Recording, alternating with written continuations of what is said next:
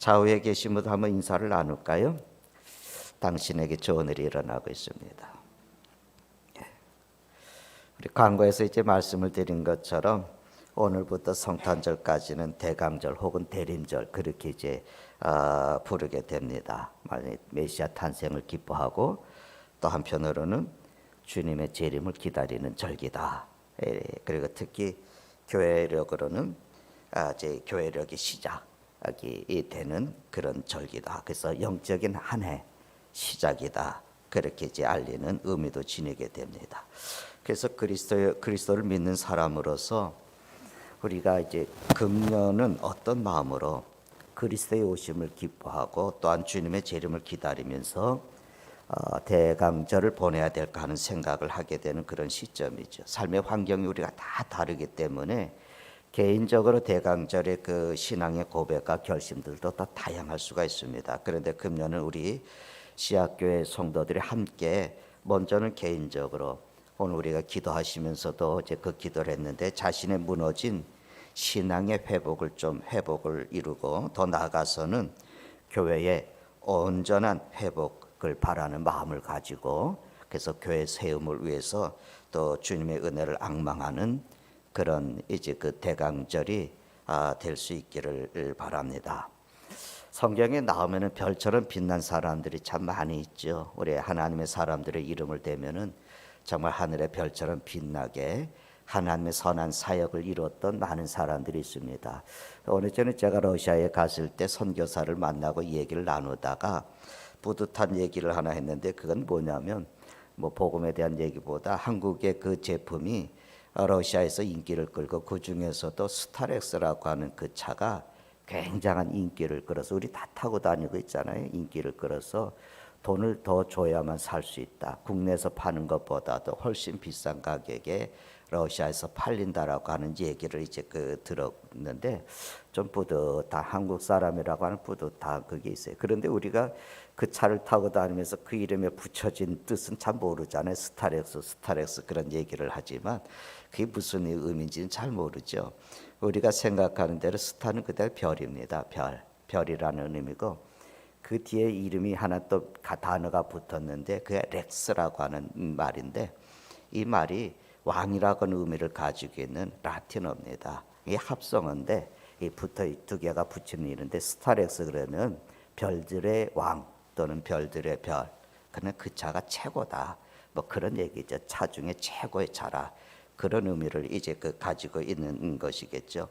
근데 하나님의 사람들 가운데서도 특별히 별들의 별, 또 하나님의 사람 중에 하나님의 사람 이렇게 붙일 수 있는 사람이 더러 있지만 오늘 본문에 나오는 이 엘리야 선지자가 그 중에 한 사람이라고 할 수 있습니다. 선지자 중에 선지자. 구약 시대에 나오는 선지자들 중에 선지자. 그는 하늘에서 불이 떨어지기도 했고 여러분 하늘의 문을 닫아서 비가 안 오게도 하고 또 다시금 하늘을 열어서 비가 오기도 하고 죽음을 거치지 않고 에녹처럼 여러분 하늘에 오르는데 병거 타고 하늘에 올라갔고 주님과 더불어서 모세와 더불어 주님께서 변화산에서 변화되는 모습을 제자들에게 이렇게 나타내셨을 때 모세와 더불어서 주님과 이 얘기를 나눴던 그런 선지자. 저 이름 말할 수 없는 엄청난 소위 업적을 이룬 그런 선지자 중에 선지자. 이 사람이 엘리야라고 그렇게 얘기할 수 있습니다. 근데 오늘 우리가 읽은 본문의 말씀 30절에 이렇게 시작이 되고 있죠. 엘리야가 모든 백성을 향하여 이르되 내게로 가까이 오라. 백성이 다 그에게 가까이 가매 그가 무너진 여호와의 제단을 수축했다. 그가 무너진 여호와의 제단을 수축했다. 뭐 이제 열왕기상에 나오는 엘리야의 사건들 가운데 놀라운 일들이 참 많이 있는데 제 개인적으로는 참 감동이 되는 구절이 이 구절이라고 저는 스스로 생각을 해요. 그가 무너진 여호와의 제단을 수축했다. 이 수축한다고 하는 말의 의미는 고쳐짓거나 다시 쌓아 올린다는 것을 의미하는 거거든요. 하나님을 예배하는 제단이 무너져 버렸어요. 그것을 다시 이렇게 쌓아 올렸다고 하는 것은 거기에 예배가 멈췄는데 예배가 끊어져 있었는데 그것을 다시 드렸다라고 하는 그런 감동이 아니겠습니까? 계속해서 우리가 코로나로 인해서 또 이제 코로나 확진자들이 막 늘어나고 있죠. 가장 매일매일 이제 그 기록을 이제 갱신을 하고 있는 그런 상황인데, 또 여러분 생각하지 않습니까? 언제 또 우리가 제약이 있어서 예배를 또 드리지 못하게 할까? 그런 염려들도 여러분 있잖아요. 우리가 코로나로 인해서 예배를 드리지 못하고 영상으로 몇 주를 계속해서 우리가 예배 드렸던 적이 있어요. 그래서 이제 전화 통화를 하게 되면 빨리 예배를 드려야 되는데 예배가 그렇게 좋은 줄 몰랐다고 그렇게 얘기를 하면서 처음으로 우리가 예배에 그래도 한 20% 정도, 10% 20% 정도 모여서 예배를 드리기 시작할 때에 기도하시는 분들마다 감격해서 예배를 드릴 수 있는 것 참 감사합니다. 우리가 이 예배를 사모할 수 있게 해달라고, 우리 모든 성도들이 다 같이 예배를 드릴 수 있게 해달라고 그런 기도들을 한 거, 여러분 그 감동 벌써 잊어버리셨습니까? 그 예배에 대한 감동을 우리가 또 금방 상실해 버렸을지 모르겠어요. 그런데 이 엘리야 시대에도 하나님을 향한 제단이 무너졌어요. 그러니까 이게 예배가 무너졌다는 거거든요. 근데 이 예배가 회복되었다는 것이 뭐겠습니까? 다른 말로 하면 그것이 부흥입니다. 여러분, 부흥이 일어났다는 것이 무슨 뜻이겠어요? 한마디로 우리가 말씀을 드리면은 예배의 제단이 수축되는, 그래서 예배가 회복이 되는 그 시대, 그 자리에 있었던 모든 사람들, 그냥 그리스도인만 아니라 불신자까지도 하나님이 하나님의 되심을 인정하게 되는 것, 그게 부흥이에요. 그래서 우리가 부흥이 일어나게 되면 하나님을 모르는 안 믿는 사람들까지도 하나님에 대해서 두려움을 갖습니다. 그리고 하나님을 하나님으로 인정을 하게 되는 것입니다. 이것이 우리가 꿈꿔야지 되는 거죠. 다시 꿈꿔야 될 그런 일이거든요. 예배가 회복이 되어지고 교회가 세움을 입고 세상이 하나님을 두려워하게 하는 것. 시편 46편 10절의 말씀에 보니까 이런 얘기를 하고 있어요. 너희는 가만히 있어. 내가 하나님 됨을 알지어다. 내가 하나님이다. 이것을 하나님께서 나타나시면서 내가 무릇 나라 중에 높임을 받으리라. 내가 세계 중에 높임을 받으리라. 이 말씀을 하시는 거예요.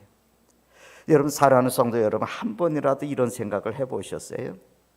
지금 내가 사는 때에 내 인생의 시대 속에서 내 주변에 사는 모든 사람이 하나님을 하나님으로 고백하고 그분의 영광 앞에 엎드리는 것을 보고 싶다. 그렇게 되는 것이 부흥이에요. 그것이 우리가 다시금 신앙 회복과 예배의 회복을 사모해야지 될 그런 이유입니다.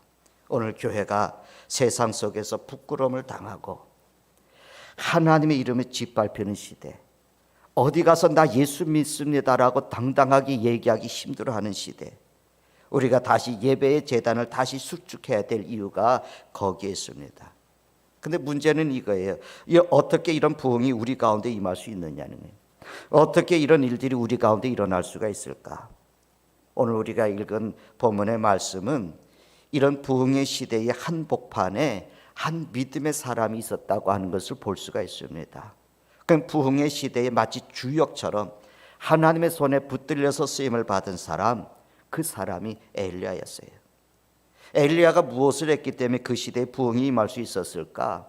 아니, 어떻게 무너진 여호와의 제단을 다시 쌓아올린 사람이 되었을까? 그저 돌을 쌓아갖고 제단을 만들어놨다는 그 의미가 아니죠. 거기에 하나님을 향한 제물이 드려지고 태워지고 하나님께 드려졌다, 예배가 드려졌다는 거죠. 이것은 오늘 우리로 하여금 우리가 무너진 제단을 다시 쌓아서 부흥을 이루기 위해서 무엇을 해야지 될까 하는 그런 질문을 우리에게 하게 되는 겁니다. 우리가 오늘 이 시점에서 해야지 될 일이 뭐겠습니까? 제일 먼저 첫째는 여러분, 우리가 하나님을 향한 열정을 회복하십시다. 그래야 우리가 언제나 하나님 편에 설 수 있는 결단을 할 수가 있거든요. 엘리야 선지자의 신앙 가운데 단연 돋보이게 하는 말씀이 있는데 열왕기상 19장 10절에 나오는 말씀입니다. 거기에 보면은 엘리야가 기도하면서 이제 이런 기도를 하는 거예요. 내가 만군의 여호와 앞에 열심히 유별했습니다. 내가 만군의 여호와 하나님 여호와께 열심히 유별했습니다. 엘리야는 유별난 사람이었어요. 무엇에요? 하나님에 대해서 아주 유별났어요. 그 열심이 아주 유별났습니다. 하나님께서 우리에게 이런 말씀을 하시잖아요. 나는 거룩하다. 내가 거룩하니 너희는 거룩하라고.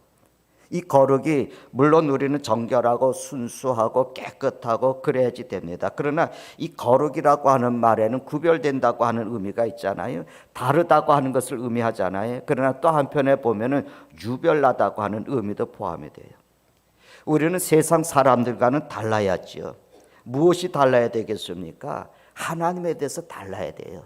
거기서 다름이 시작이 되는 거거든요. 우리는 하나님에 대해서는 유별나게 열심히 있어야 됩니다. 그래서 우리의 가슴에는 예수님의 사랑, 십자가의 사랑의 불씨가 있어야지 되는 거예요.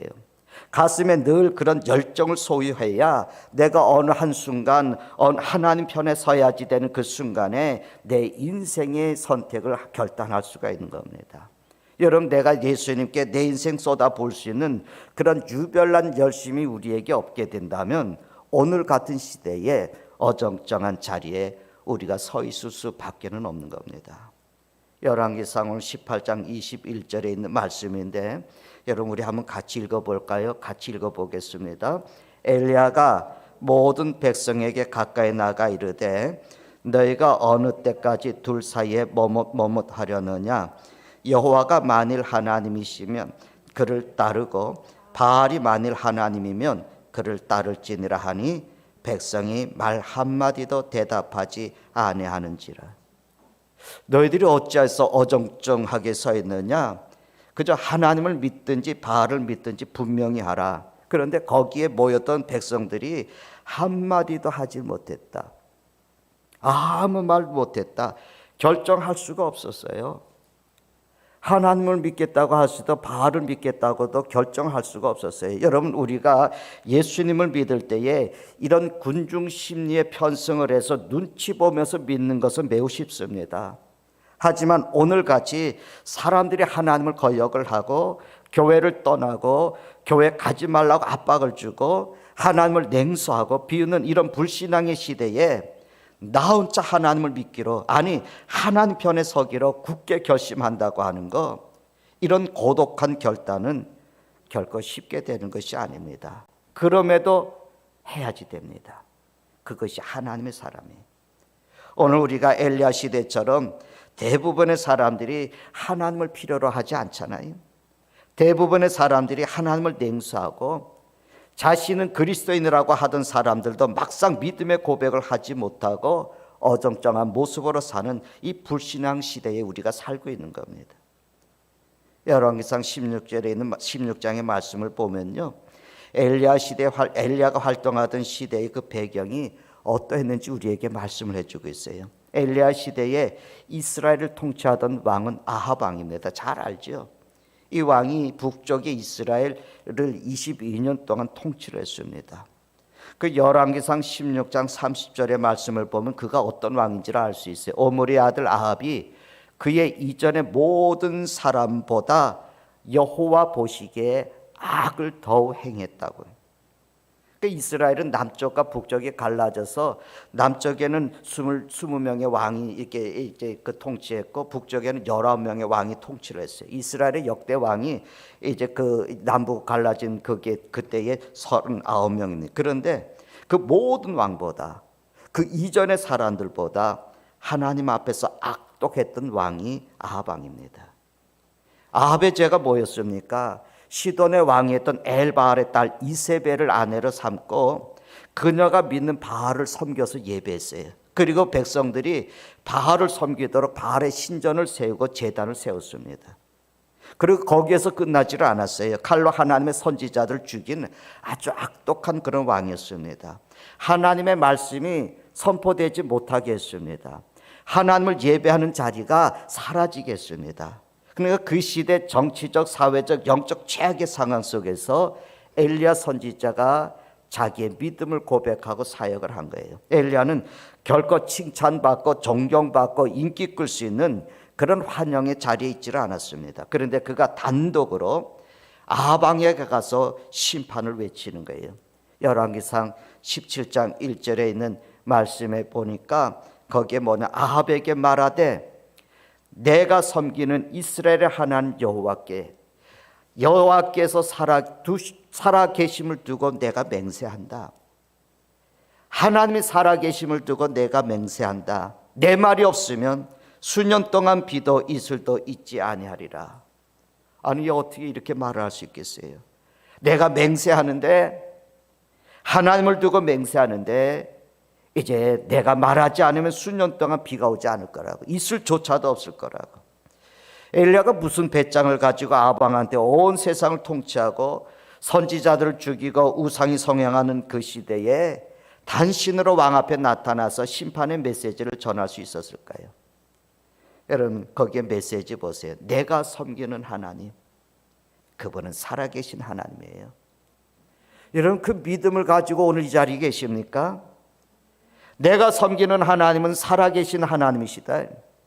아무리 창칼이 목에 들어와도 우상 숭배가 온 땅을 지배하고 있어도 엘리야는 그 모든 우상은 죽은 것이고 하나님은 살아계시다는 이 믿음에서 나온 그 용기였습니다. 살아계신 하나님, 이게 엘리야의 믿음이었어요.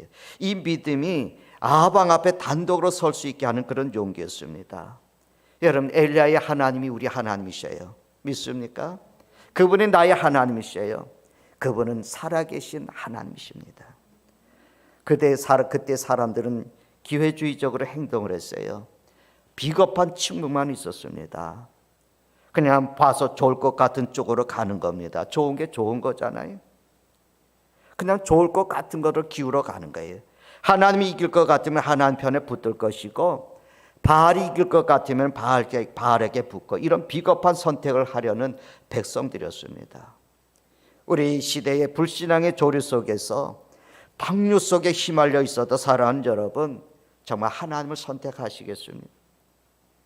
우리 가정에서 내 친지 중에서 아무도 하나님을 믿는 사람이 없어도, 직장에서 나를 색안경 끼고 무언의 압력을 줘도, 아니 정치적으로 사회적으로 교회를 무력화하려고 하는 그런 시대가 돼도 내가 하나님을 선택할 수 있다고 믿습니까? 쉽지가 않아요.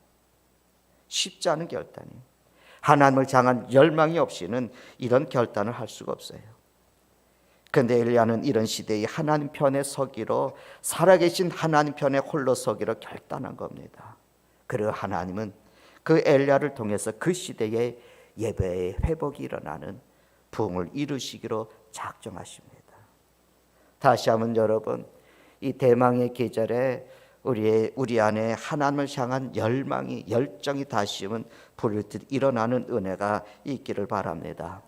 두 번째 우리가 해야 할 일은 뭐냐면 여호와의 제단을 수축하는 거죠. 다시 제단을 쌓아야 돼요. 다시 우리 예배가 살아나야 돼요. 대신 내 심령이 하나님 앞에 단독으로 나가는 그 은혜의 자리들이 있어야 돼요. 오늘 본문의 말씀을 다시 이제 30절에 이제 말씀을 이제 보면은, 그가 이제 뒷부분에 보니까 그에게 가까이 가면 그가 무너진 여호와의 제단을 수축했다. 그런데 엘리야 시대의 부흥의 역사는 무엇에서부터 시작이 됩니까?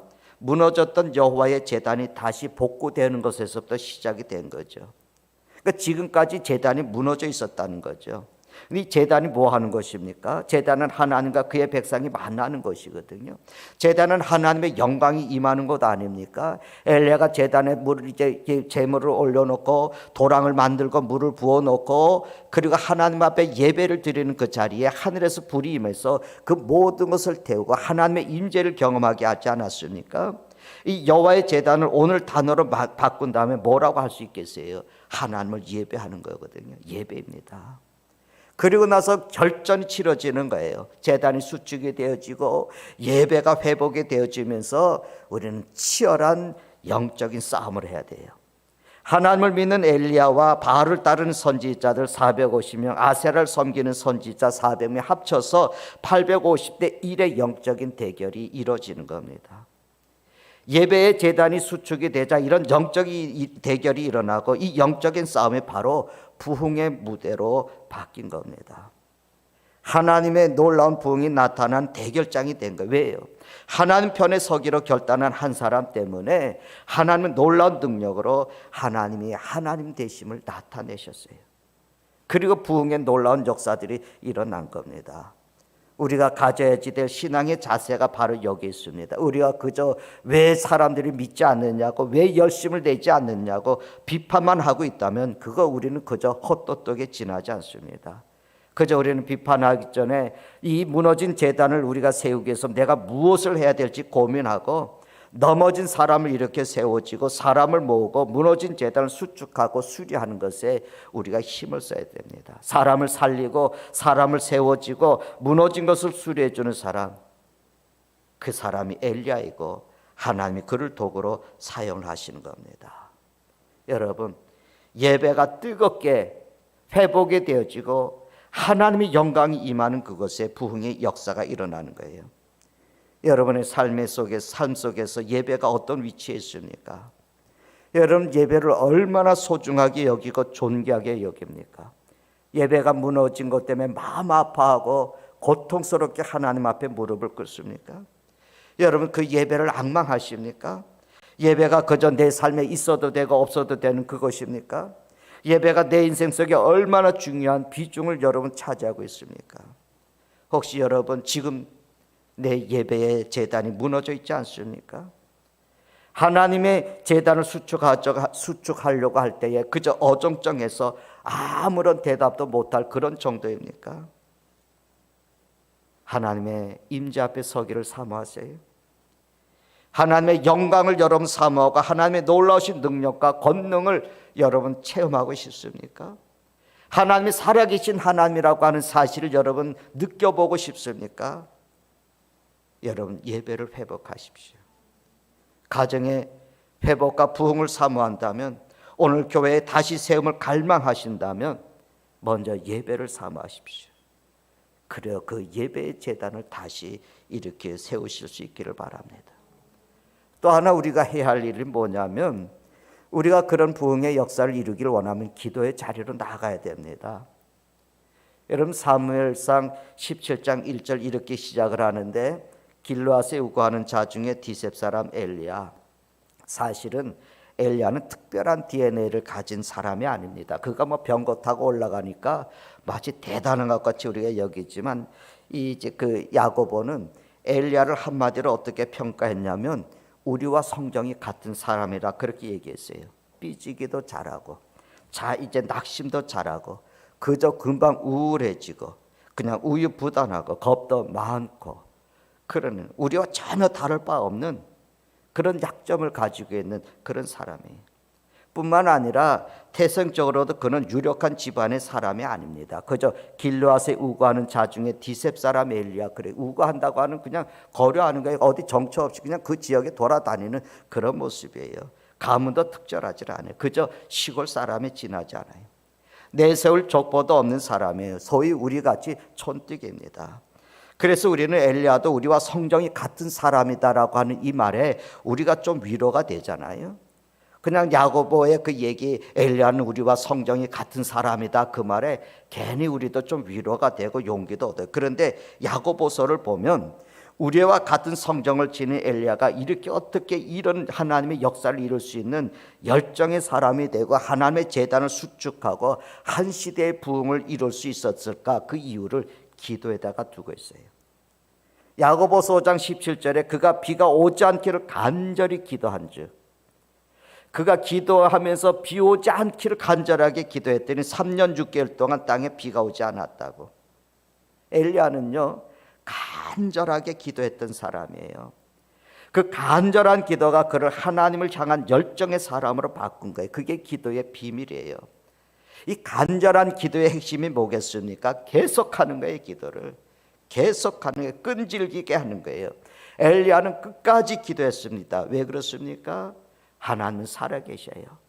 하나님은 살아계시고 그분에 대한 그분의 응답을 확신했기 때문에 그렇습니다. 그래서 가서 봐라, 또 봐라, 또 가서 봐라.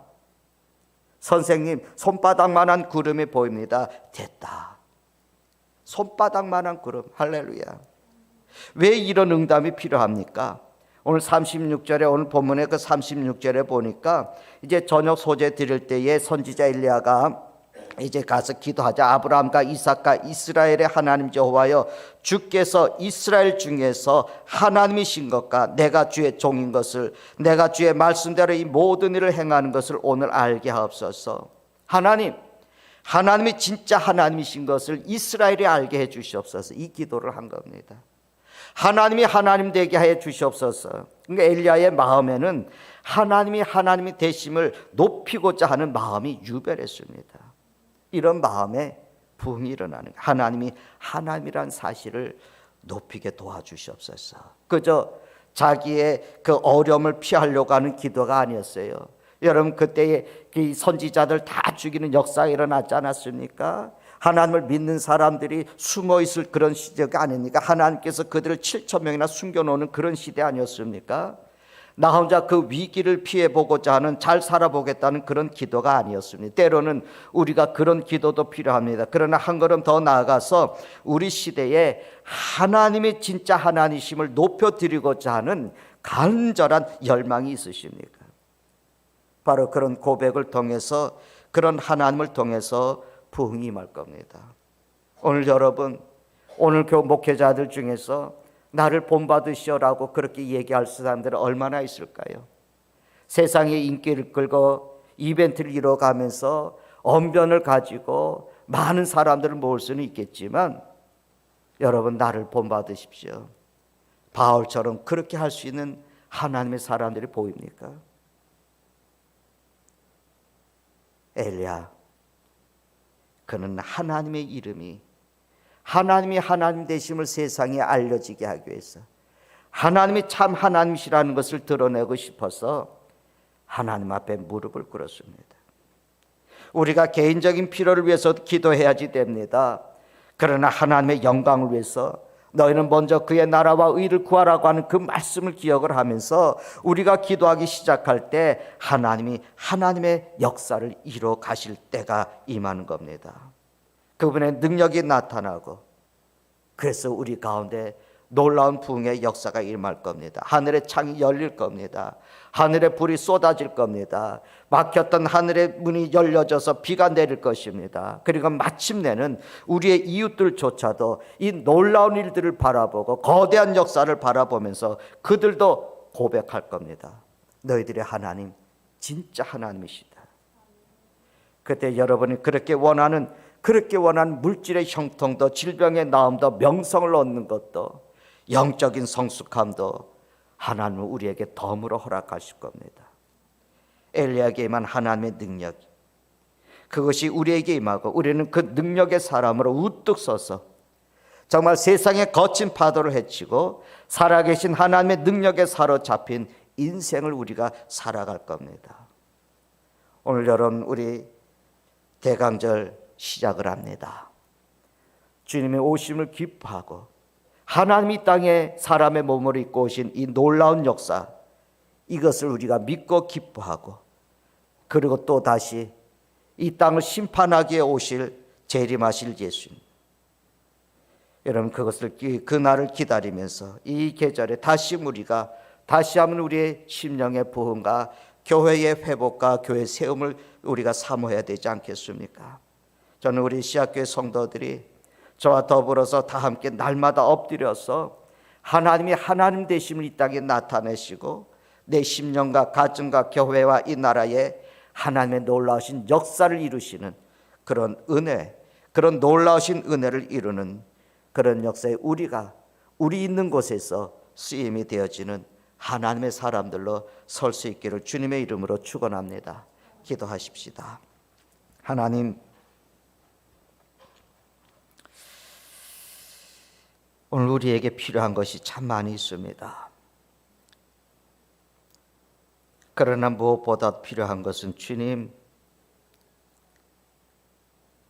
우리의 부흥이라고 하는 것을 알았습니다.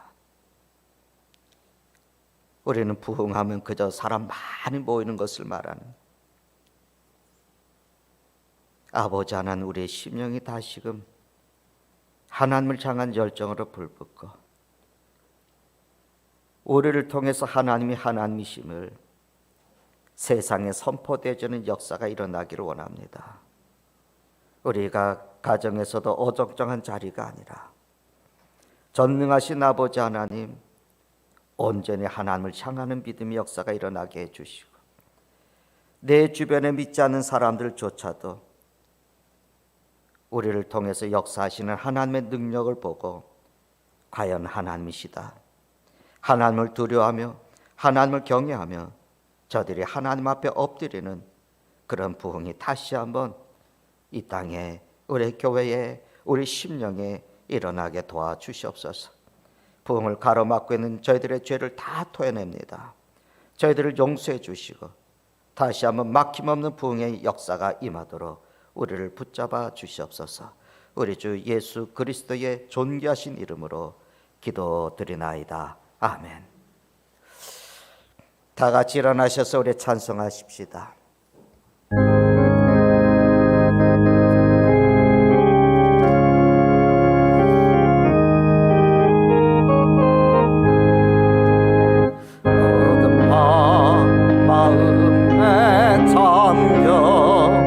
역사의 어둠 짙었을 때에 김명서 동쪽에 밝아 이 나라 여명이 왔다.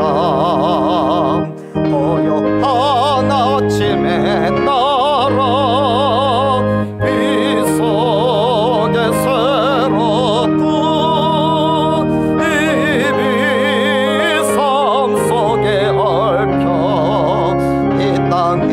생명 탐나간다. 너의 뿌리는 깊어 하늘로 줄기까지 섰을 때 가지 암만을 해요. 그 열매 만민이 산다. 고요한 아침에 나라 일본을 부른다. 하늘 씨앗이 되어 역사의 생명을 이어가리. 맑은 샘줄기 영서삼 거칠은 땅에 흘러졌을 때 기름진 푸른 발판이 눈앞에 활짝 트인다. 고요한 아침에 나라 새 하늘 새 땅아 길이 꺼지지 않는 인류의 맷불 되어 타거라. 우리 교회는 여러분 세상을 춤추게 하는 교회입니다. 그저 우리가 생각만 해서는 안 됩니다. 그저 우리가 사람들을 돕고 구제하는 것으로 우리가 세상을 춤추게 하는 것이 아닙니다. 여러분, 예수 그리스도를 경험할 때 축제가 일어납니다. 예수를 만나고 예수를 믿는 것은 축제의 삶이 됩니다. 이 땅에 하나님의 나라가 임하고 가정 심령이 하나님의 임재하시는 은혜를 경험을 할 때 참된 행복과 만족을 누리게 됩니다. 여러분, 무너진 제단, 우리 심령이 내 자신이 다시금 수축하고 세워서 또 우리의 교회가 다시금 교회 세움의 역사를 이루어서 이 땅에 우리를 부르시고 세우시는 사명, 그것을 우리가 함께 감당해 갈 수 있기를 바랍니다. 기도하십시다. 이제는 죄 중에 거할 수밖에 없고 심판을 받을 수밖에 없는 인생들을 부르셔서 십자가의 보혈을 부려주시고 그 은혜로 주의 제자 삼으시고 하나님의 자녀를 삼으신 우리 주 예수 그리스도의 은혜와 우리가 죄인 되었을 때 우리를 포기하고 버리지 아니하시고 예수 그리스도를 이 땅에 보내셔서 누구든지 그리스도 안에 있는 자들을 의롭다고 인정하신 하나님 아버지의 만극하신 사랑하심과 언제나 이 땅에 하나님의 사람으로 당당하게 살아가며 하늘의 역사를 이 땅에 이루며 살아갈 수 있도록 능력을 부어주시는 성령님의 감동과 감화 역사 교통하심이 오늘 무너진 제단, 이 땅에 무너진 거짓된 이 무너진 제단을, 거짓된 제단들을 헐고 새롭게 세우며 하나님 앞에 온전한 예배로 나아가며 하나님이 하나님이심을 증거할 당신의 사람들 머리 위에, 삶의 모든 자리 위에 이제로부터 영원토록 함께 하실지어다. 아멘.